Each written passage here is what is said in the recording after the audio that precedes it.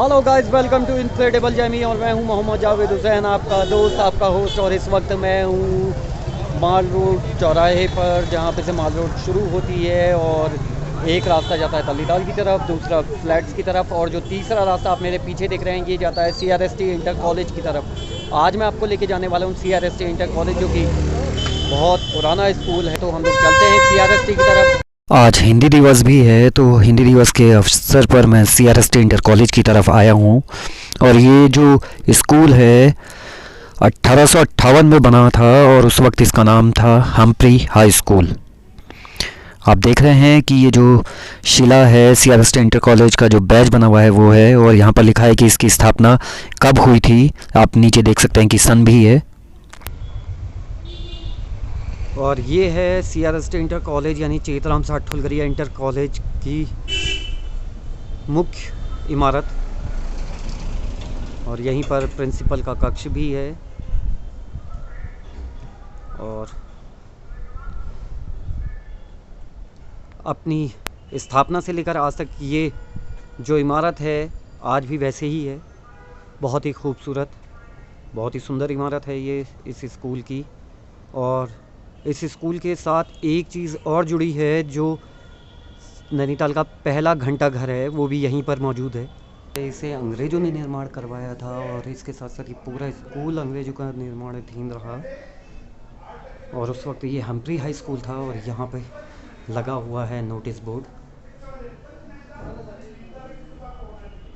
आप देख सकते हैं अंदर काफ़ी तस्वीरें लगी है, जिसमें विद्यालय द्वारा किए गए कार्यों की चित्र प्रदर्शनी है।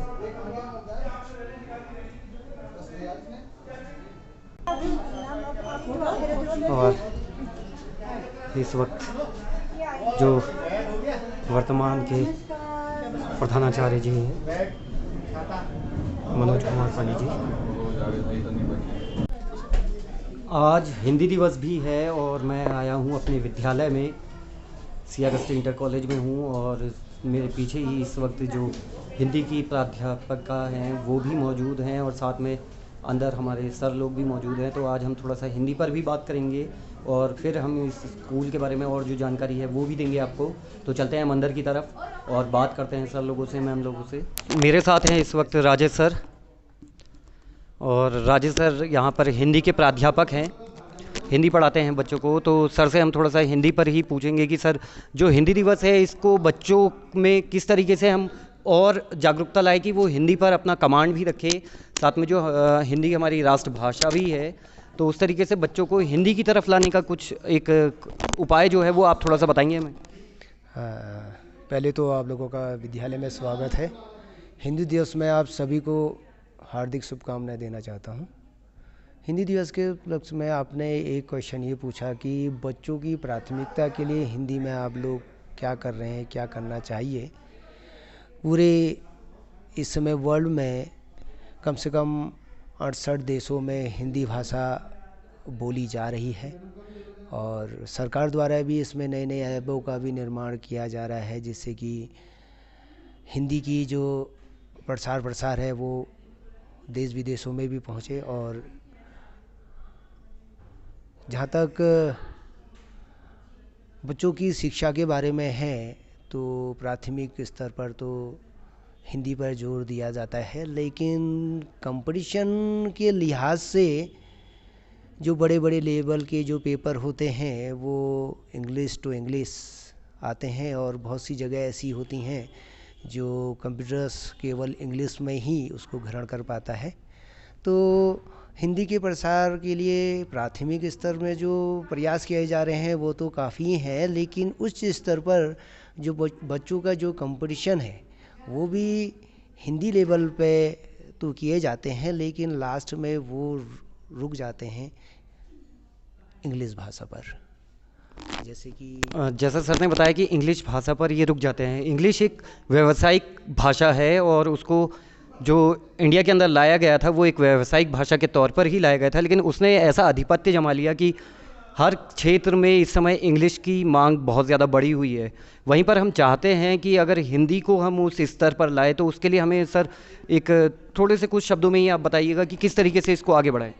देखिए, सरकार द्वारा इसमें प्रयास तो किए जा रहे हैं, बड़े बड़े जो पेपर्स हैं वो भी हिंदी के माध्यम से दिए जा रहे हैं। लेकिन कुछ चीज़ है जो टेक्निकली चीज़ है, जो बड़े विद्वान लोग जो उसको पेपरों को सेट करते हैं या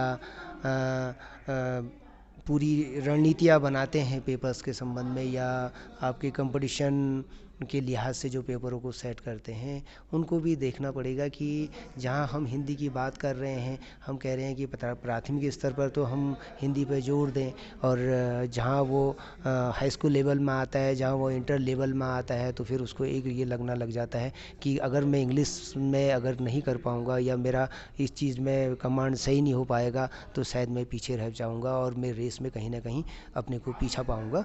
तो इस लिहाज से बच्चे उस चीज़ को, लाइन को छोड़ते हुए तो वो अंग्रेजी माध्यम को चुनते हैं और अंग्रेजी माध्यम से ही वो आगे बढ़ने की चेष्टा करते हैं। इसमें बस एक ही चीज़ ये है कि जो हमारे प्रयोगात्मक जो चीज़ें हैं वो भी हिंदी से प्रारंभ किए जाएं, और चाहे वो इंग्लिश हो चाहे हिंदी हो, वो जो कंपटीशंस का क्षेत्र हो वो दोनों के लिए समांतर हो, और ऐसा लगे कि हाँ, ये हिंदी पे भी कुछ कार्य किया जा रहा है। जैसे कि अब उच्च न्यायालय और सर्वोच्च न्यायालय में भी देखा गया है कि हिंदी का प्रयोग होने लगा है, तो कहीं ना कहीं कुछ ना कुछ चीज़ों में डेवलपमेंट तो है कि हिंदी के प्रसार के लिए सरकार और योजनाबद्ध तरीके से जो नीतिकार लोग हैं वो कुछ ना कुछ कार्य कर रहे हैं। प्राथमिक स्तर में हिंदी के लिए तो हम संतुष्ट हैं, क्योंकि हम हिंदी माध्यम के स्कूल हैं, तो हमारे बच्चे हिंदी में सही होते हैं और उनका हिंदी का पठन पाठन अच्छा ही होता है। इस उपलक्ष्य में आप लोग आए, और थैंक यू, बहुत बहुत धन्यवाद। धन्यवाद सर आपका। मैम आपका नाम? मेरा नाम है श्रीमती तारा जोशी। मैं CRST इंटर कॉलेज में हिंदी सहायक अध्यापक पद पर कार्यरत हूँ।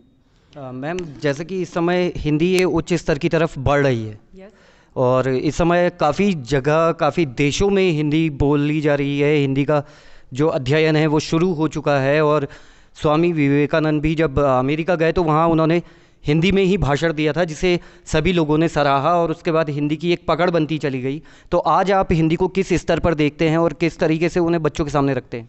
सर्वप्रथम तो मैं आज जो है सबसे पहले जो है अपने समस्त देशवासियों को हिंदी दिवस की शुभकामनाएं देती हूँ, और इसके साथ ही मैं आपको भी इसकी शुभकामना देती हूँ हिंदी दिवस की। देखिए, जैसा आपने भी बोला कि हिंदी जो है लगातार उत्तरोत्तर, जिसे हमें कहना चाहिए कि विकास के पथ पर जो है अग्रसर हो रही है। ये देखा गया कि शुरुआती दौर में जो है हिंदी का अपना जो लेवल था वो ठीक ठाक लेवल पर चल रही थी, बहुत अच्छा हम नहीं कहेंगे, ठीक ठाक लेवल पर चल रही थी। हिंदी को हमें जो है उसी लेवल पर, मेरा कहने का मतलब यह है, आज राष्ट्रभाषा है हिंदी, आने वाले समय में हिंदी का इतना सम्मान होना चाहिए कि हमें हिंदी दिवस मनाने की ज़रूरत नहीं पड़नी चाहिए।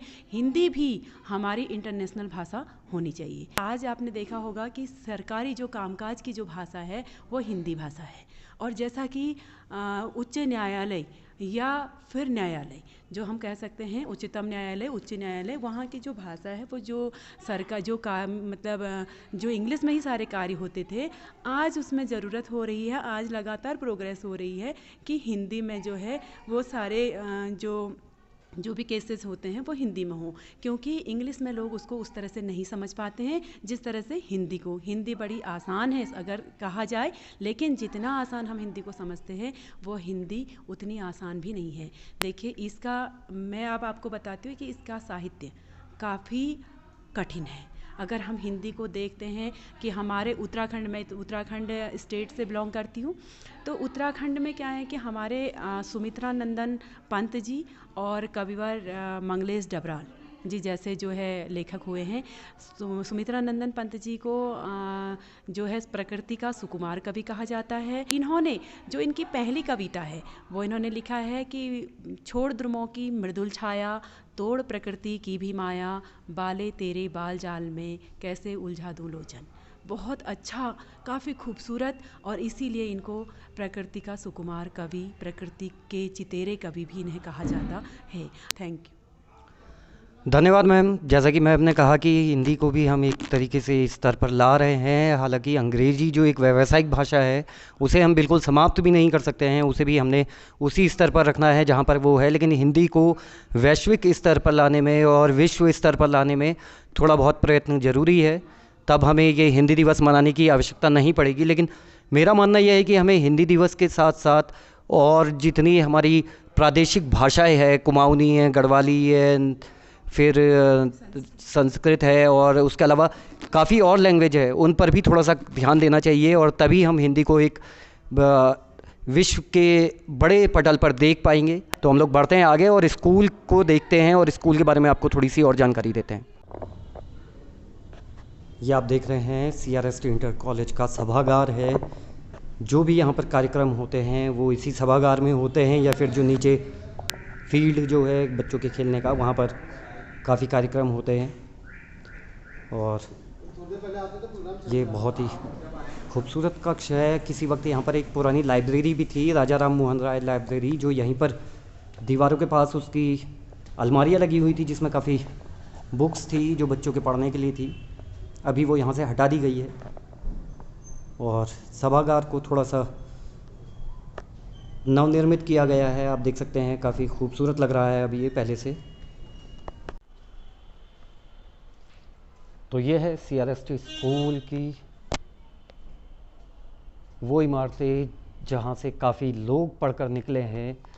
काफ़ी बड़े बड़े नाम यहाँ पर जुड़े हुए हैं, चाहे फिर वो खेल का क्षेत्र हो, चाहे सिनेमा क्षेत्र हो, रंगमंच का क्षेत्र हो, या फिर राजनीति का क्षेत्र हो। और आप देख सकते हैं ये बहुत ही पुरानी यहाँ की एक कैंटीन थी जिसकी हालत इस समय बहुत ज़्यादा जीर्ण शीर्ण है, और ये इसकी बहुत पुरानी बिल्डिंग है जिसकी हालत बहुत ज़्यादा ख़राब है। यहाँ पर बच्चों को जाना भी मना है, और इसके पीछे ही वाणिज्य वर्ग की क्लासेस चलती है। और ये इसकी जो एक इमारत है, जो नई इमारत बनी है, ये पुरानी इमारत को तोड़कर दोबारा से नवनिर्मित की गई है और अभी इसका काम चल भी रहा है, आप देख सकते हैं।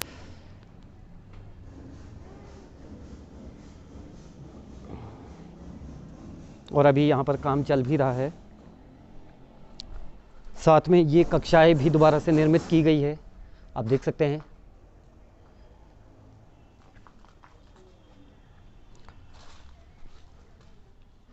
अभी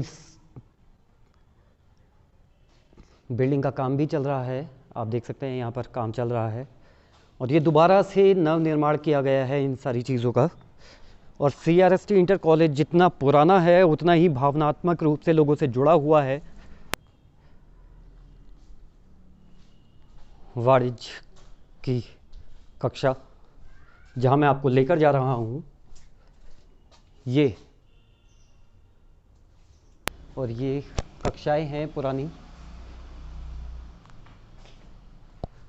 और यहाँ पर सबसे ख़ास चीज़ जो है वो है यहाँ पर श्री अरविंद ध्यान केंद्र, जो ये कक्ष है। यहाँ पर आप देख सकते हैं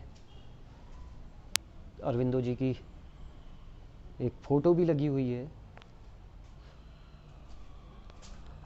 और यहाँ की जो सबसे मशहूर चीज़ है वो है ये घंटा घर, आप देख सकते हैं अभी ताला लगा है। तो मेरा जो नेक्स्ट ब्लॉग होगा CRST इंटर कॉलेज के ऊपर, नैनीताल का जो ये सबसे पुराना स्कूल है, इसकी पूरी हिस्ट्री आप लोगों को बताऊंगा। पहले इसका नाम हम्फ्री हाई स्कूल या मिशन स्कूल रहा, और लाला चेतराम साहब के ख़रीदने के बाद 50,000 चांदी के सिक्कों में ख़रीदने के बाद इस स्कूल का नाम बदलकर चेतराम साहब ठुलगरिया इंटर कॉलेज हो गया। और वो सारी चीज़ें मैं आपको दिखाऊंगा अपने नेक्स्ट ब्लॉग में। तब तक के लिए आपसे लूँगा मैं इजाज़त, और आप लोग इस ब्लॉग को देखिए, एंजॉय कीजिए थोड़ा सा हिस्ट्री में। अगर आप नैनीताल की इस स्कूल के बारे में कुछ जानते हैं तो प्लीज़ मुझे कमेंट्स में बताइएगा, और मैं आपके कमेंट्स का, आपके लाइक शेयर का इंतज़ार करूँगा। तब तक के लिए लेता हूँ आपसे इजाज़त, फिर होगी मुलाकात नए ब्लॉग में कुछ नया लेकर। तब तक के लिए अलविदा।